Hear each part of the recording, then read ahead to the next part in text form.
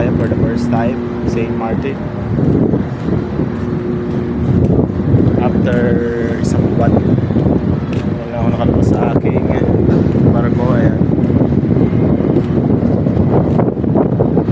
nakakatawa tayo dito sa St. Martin.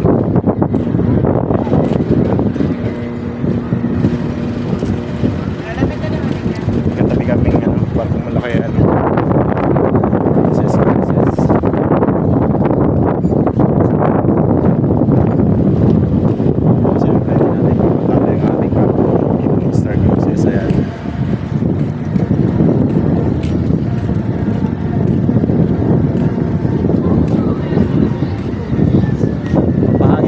Ako, no?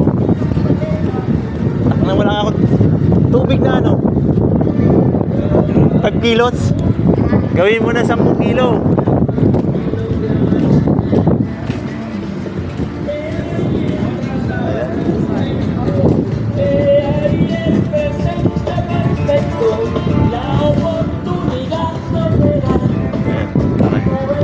Sa mga gustong umangat dyan, engagement is the key. Yan lang mga lods. Sana mapansin tayo ng mga kala center dyan.